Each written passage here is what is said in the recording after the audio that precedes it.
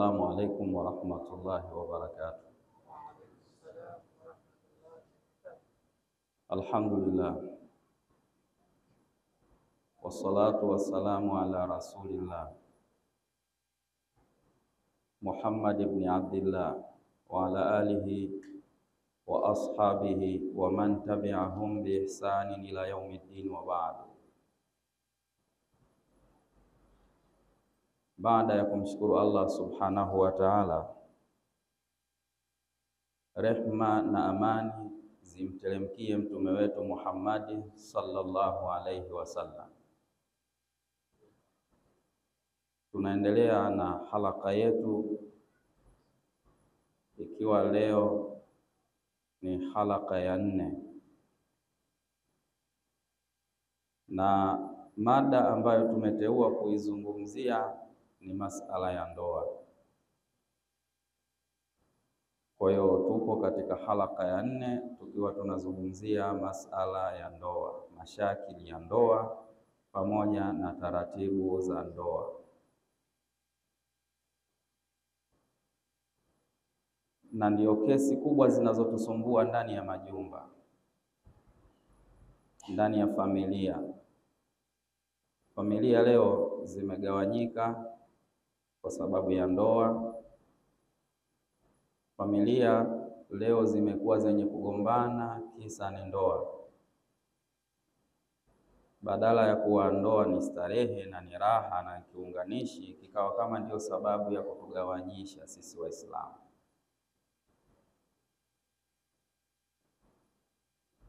Katika kitu ambacho tunahitajika tukitambue kwenye ndoa, mama inahitajika atambue kasoro za mumewe. Kwa mume wangu ana kasoro kadhaa, aishi nazo hizo kasoro. Na kadhalika baba inahitajika atambue kasoro za mkewe. Tuna tabia nyingi ambazo hatuzifahamu kwa wake zetu.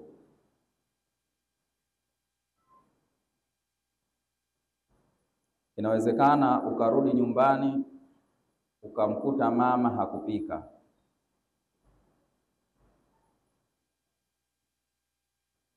na yeye ukamkuta amelala. Hilo jambo likakushughulisha, kile ulichokiacha katika pesa ukakikuta pale pale. Baba, usichukue maamuzi ya kumpiga mkeo wala kumuacha, si kwa maana hakupendi. Kina mama huwa wana mapito wanayopita ambayo sio mara nyingi kuyatambua mwanamme, kama vile nyakati wakiingia katika ada zao au wanakaribia kuingia.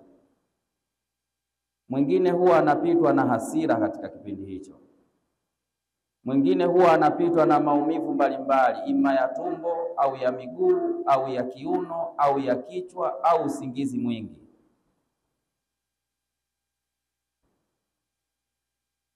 Mwingine anapitwa akiwa hana furaha, na mwingine hana nguvu. Jitahidi sana kutambua hali hizo kupitia mkeo, ili isiwe sababu ya kukugombanisheni jambo hilo, bali kuwa msaada katika hilo kwa kufanya kazi ile ambayo ameishindwa wewe ifanye. Kama chakula nawe pika, hatimaye mwambie mke wangu njoo tule, uonje nilichokipika, je ni kitamu au kibaya. Jambo hilo litampelekea mama kujisikia raha na furaha na faraja kupitia kwako, na jambo hilo litamfanya mama ajisikie kuwa unamjali na unampenda. Hakuna neno zuri kwa mkeo kulikoni kumwambia nakupenda. Akina mama wanapenda sana kuambiwa jambo kuwa nakupenda. Lakini inahitajika kina mama kadhalika watambue maumbile ya wanaume walivyoumbwa. Mwanamume kikanuni, wakati pale anafanya kipindi kile cha kampeni, mimi nakiitaga kipindi cha kampeni, kipindi cha uchumba, mwanamume pale anakuwa na mapenzi 100% yamejaa ndani ya moyo wake. Akisha kuoa, yale mapenzi mwanamke husababisha yapungue 1% mpaka yafutike yote kwa vitendo vyake. Lakini mwanamke maumbile yake, wakati pale unafanya kipindi kile cha kampeni, hana imani na wewe, ila akiingia katika ndoa, mapenzi yale huwa yanakuwa mpaka ufikia 1% zote. Lakini kipindi kile cha kampeni hakuwa hivyo, ila kwa sasa amejaa tele. Sasa tambua, sisi ni watu viumbe ambao tunatofautiana maumbile. Leo tutachukua aya zilizopo katika suratul Mujadila ambazo ndizo zitatuongoza kupitia maisha ya ndoa. Wapo wale ambao waliokuwa wameoana kabla yetu, na inahitajika tutambue ibada zote, karibu ibada zote huwa zinakufa hapa hapa duniani. Baada ya kufa hakuna hija. Ukiingia kabrini hakuna hija, akhera kesho hakuna hija. Zaka kadhalika, ukiingia kabrini hakuna, lakini akhera hakuna, isipokuwa ibada ya ndoa. Ibada ya ndoa ni ibada endelevu, tunayo duniani, lakini hatimaye baada ya kufufuliwa tutakuwa nayo ibada ya ndoa. Kwa hiyo ni ibada muhimu sana. Kisha ibada tutakayodumu nayo ni ibada ya imani. Hii tunayo hapa duniani, tunahitajika tuiweke, lakini na akhera tukifufuliwa tutakuwa na ibada hiyo hiyo ya imani. Katika sura hii Mwenyezi Mungu Subhanahu wa Ta'ala, ambayo ameifungua kwa kusema qad sami'a Allahu qawla allati tujadiluka fi zawjiha wa tashtaki ila Allah wallahu yasma'u tahawurakuma inna Allaha sami'un basir. Sura imetaja kwa jina Al-Mujadila.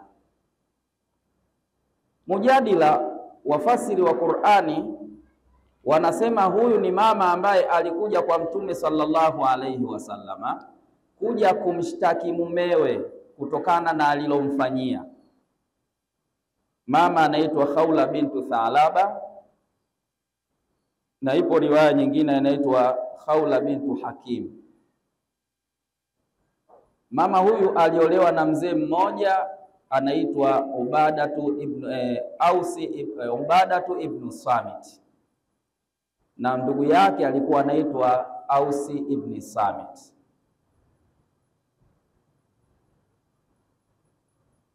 Kama unavyotambulika, maisha ya ndoa hayakosi changamoto, na wenyewe wataalamu wanasema zile changamoto kwenye maisha ya ndoa ndiyo chumvi ya ndoa.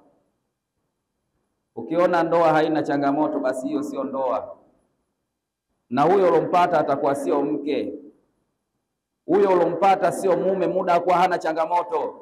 Na hayo maisha mnaoishi nyinyi, maisha ya wafu, ndio wanakosa changamoto. Lakini ndoa ni lazima iwe na changamoto, ndio maisha. Sasa Ubadatu ibn Samit, baada ya kukosana na mkewe, kutofautiana lugha, alimwambia anti alayya ka dhahari ummi, alimwambia wewe ni sawa sawa na mgongo wa mama yangu. Kabla ya Uislamu, tamko hili ukishlitamka hili, maana yake umemwacha mkeo. Tena talaka uliomwacha ni talaka ile mbaya sana, ni talaka ya kashfa kubwa sana. Wa mkeo kamfananisha sawa sawa na mama. Baada ya kutamkiwa tamko hili, mama alikaa na shughuli zake anaendelea. Ubadatu ibn Samit akatoka kenda kwa wazee wenziwe kuongea. Aliporudi alimhitaji mkewe kulala nayo, na hapo ndipo mama alipogoma, kwa sababu tayari umeshaniacha. Sikubali mpaka nikamuulize Mtume sallallahu alaihi wasallam. Mama alifunga safari, japokuwa ilikuwa ngumu na fupiliza maneno kutokana na kuwahi muda. Safari ilikuwa ngumu, lakini hatimaye alifika kwa Mtume sallallahu alaihi wasallam. Alipofika akamwambia Mtume sallallahu alaihi wasallama kisa kilichotokea kati yake yeye na mumewe na maneno aliyomtamkia. Mtume sallallahu alaihi wasallama alimwambia mama, ma araki illa qad haramti alayhi, sioni isipokuwa umeshakuwa haramu kwake. Mama hakukubali, alirudia tena maneno. Mtume akamjibu kadhalika kuwa ma araki illa qad haramti alayhi, sioni isipokuwa umeshakuwa haramu kwake. Mama alimwambia Mtume sallallahu alayhi wasallama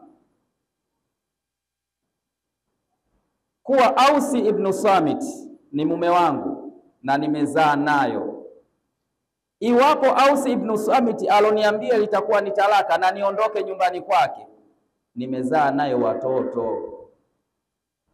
Imdhamamtu ilaihi, iwapo watoto nitamwachia Ausi nami niondoke nyumbani nikiwa mtupu kama nilivyokuja, watoto hawa dhau, watoto watapotea, mlezi watakosa nyumbani. Mama ndio mtizamaji watoto kutwa mzima, tabia za watoto anajua mama haswa. Baba wewe uje kuambiwa tu kwa mtoto wako kafanya kitu fulani. Sasa iwapo nitawaacha watoto kwa Aus ibn Samit, mimi nikaondoka kama wanaofanya akina mama wengine, basi watoto hawa dhau, watoto watapotea kimaadili, malezi watakosa. Wa imdhamamtu ilayya, iwapo nikasema watoto wangu nachukua naondoka nao, simwachi mume wangu, watoto hawa jao, wataathirika kwa njaa. Mtume, nakuomba unisaidie, unipe jibu sahihi ambalo litaridhisha matakwa yangu, kama vile ndivyo anavyoashiria. Maanake anaonyesha kabisa majibu haya mimi sijaridhika nayo kwa eti ndo nimeachika, eti haramu kuanzia leo. Hapana, mimi bado ninahitaji ndoa ile iendelee. Watoto hawa nitapeleka wapi? Nitoe baadhi ya faida katika mazungumzo haya. Faida ya kwanza ambayo tunaipata kutoka katika aya hizo za suratu Al-Mujadila, mama huyu lile wazo lake la kufunga safari kwenda kwa Mtume sallallahu alaihi wasallam. Kulikuwa na watu wengi wa kuwaendea, Abubakari alikuwepo, Umar alikuwepo, lakini anafunga safari kwenda kwa Mtume sallallahu alaihi wasallam. Maana yake mama anatufundisha pindi mtakapokuwa na matatizo ya ndoa, fungeni safari kwa mtu mtaalamu, mjuzi wa masuala ya ndoa, sio yeyote tu wa kumwendea. Hilo la kwanza. Lakini mama huyu anachotuonyesha ni ile hamu yake na ile hamasa yake ya kuhitaji ndoa kuwa iendelee, isife kiwepesi wepesi. Mama, unakubaliji ndoa yako kufa kiwepesi? Watoto unapeleka wapi? Baba umezika wewe, mama umezika, dada yako mwenyewe anakutegemea wewe. Watoto unapeleka wapi baada ya kuachana na mkeo? Hauoni kuwa watoto wako wataharibika? Haujisikii uchungu kwa watoto wako wataathirika? Lakini kuna watu kadhalika huwaga hawajali jambo la pili. Jambo la pili huwa anabadilisha wanawake na watoto. Kila wanawake kazaa nao watoto watatu, wawili, mmoja, na wote kawatelekeza. Kisha katika wanawake hao 4 5 walioacha wote anadaiwa mahari. Hakuna hata mwanamke mmoja asiyomdai mahari, na anapanga aoe mke mwingine. Kule anadaiwa mahari, huku kaacha 10,000, kule 20,000, kule 30. Mahari ni haki ya mwanamke. Iwapo utaiacha, basi tambua utaenda kuilipa mbele ya Mwenyezi Mungu Subhanahu wa Ta'ala. Kisha jambo lingine anotufundisha mama huyu ni lile alotusimulia Bibi Aisha radhiallahu anha katika Bukhari. Bibi Aisha anasema laqad ja'atil mujadila wa kuntu ana bijanibil bait. Alikuja mama huyu alokuja kumshtaki mumewe, mie nilikuwa pembezoni mwa nyumba. Wa kuntu la afqahu kathira mimma taqul, lakini nilikuwa sisikii maneno yake mengi sana anayoyasema, japo kwa yule ni mwanamke mwenziwe. Lakini wakati anaenda kusema pale kwa Mtume, yule mama Bibi Aisha mwenyewe hakuwa anayasikia yale yanayosemwa. Wanawake zetu wa leo, kesi zako wewe za ndani anazijua dada yako zote, mama yako mzazi anajua zote, jirani yako anafahamu zote, na rafiki tena ndo usiseme. Kumbe ni makosa. Kesi za ndani za ndoa anayehusika ni yule anayepelekewa kwa ajili ya kutatua, sio kila mtu asimliwe. Ni adabu ya mama huyu. Ndio maana Qur'ani inateremka kwa ajili yake, kutokana na umuhimu aliouonyesha katika masala ya ndoa.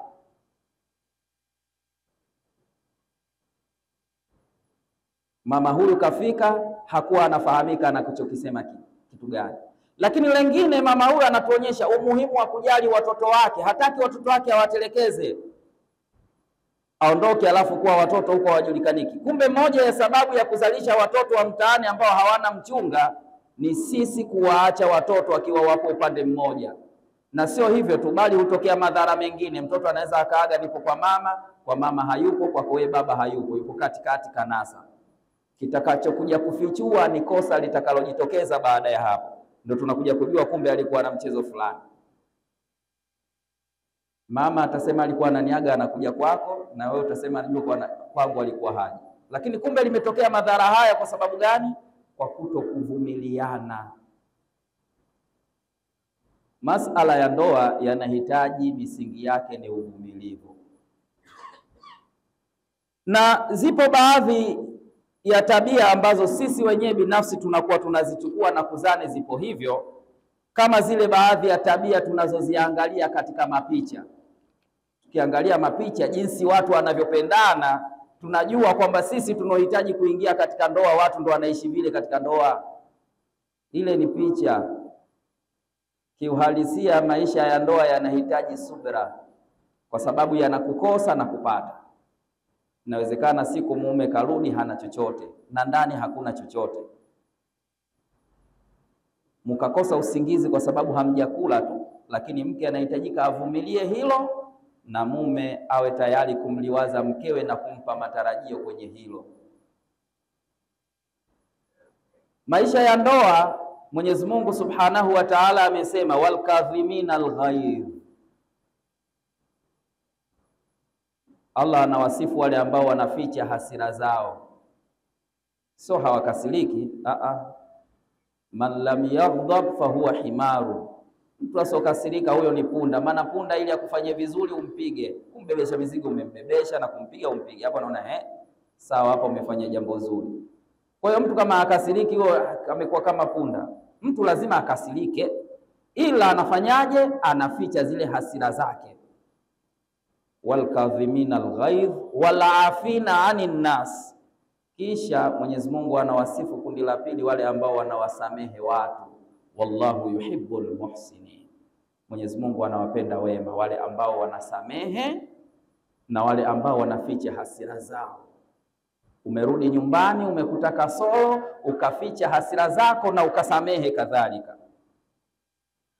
Lakini lengine ni kule kujipima na kutizama, kwani mwisho wa kukasirikiana kwetu mpaka lini, au matokeo yake nini? Yani mama anatuonyesha kule kukasirikiana mke na mume. Kaa chini, hebu jiulize, mimi nakasirika mpaka lini? Na majibu yake yatakuwaje nikisha kukasirika, inakuwaje? Kwa hiyo kufahamu kwamba kukasirika kwako hakuna maana yoyote.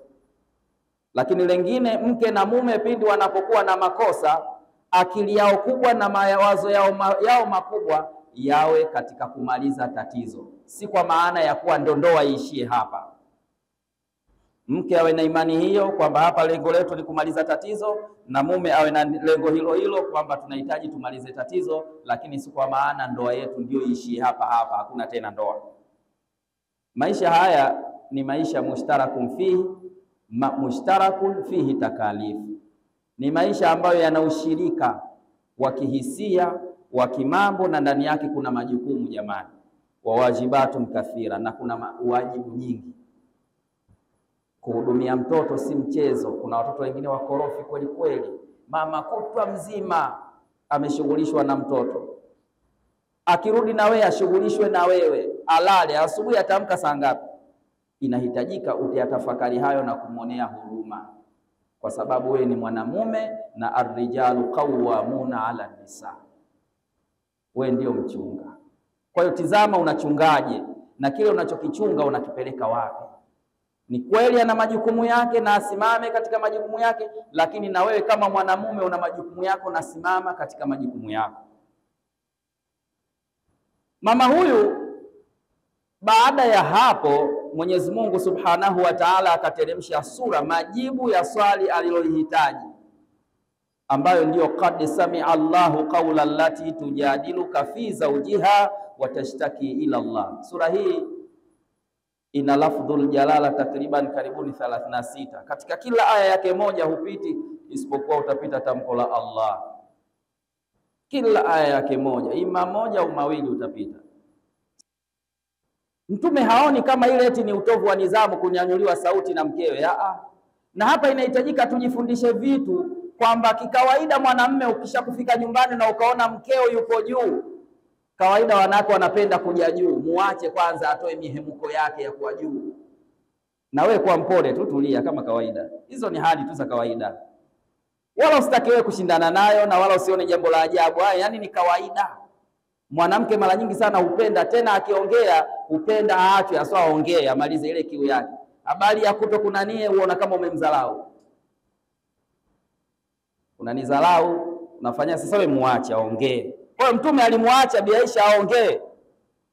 Abubakari anaona kwa huu ni utovu wa nidhamu. Mtume anaona ni sawa, mimi mumewe, habari ya cheo cha utume nikisha kutoka hapa.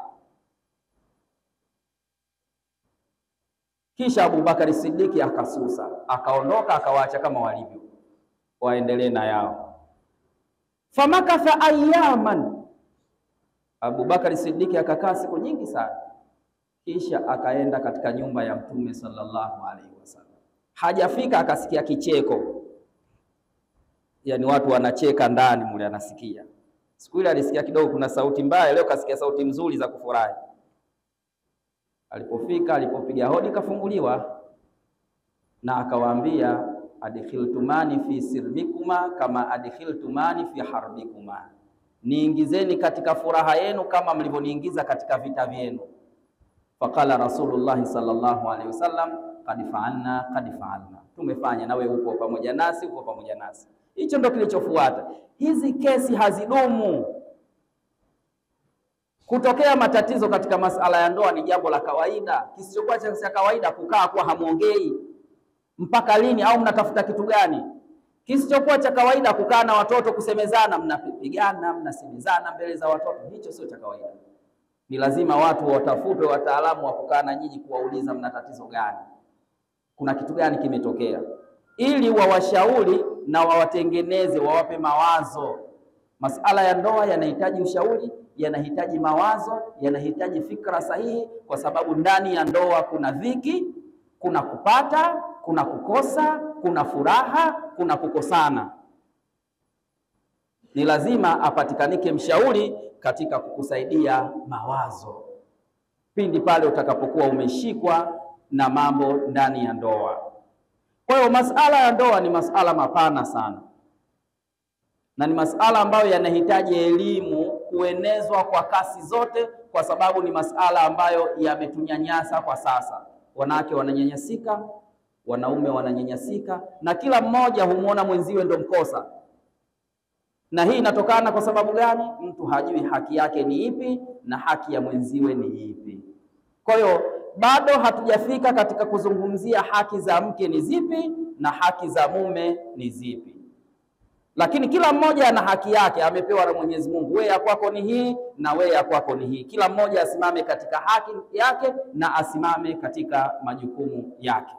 Tunafunga halaka yetu hii ya leo kwa mazungumzo hayo ambayo tumehitimisha nayo, kwamba ni wajibu kila mtu kutambua haki zake ni zipi na haki za mwenziwe ni zipi. Rabbana taqabbal minna innaka antas samiul alim wa tub alaina innaka antat tawwabur rahim. Subhana rabbika rabbil izzati amma yasifun wa salamun alal mursalin walhamdulillahi rabbil alamin wa billahi tawfiqi. Wassalamu alaikum wa rahmatullahi wa barakatuh.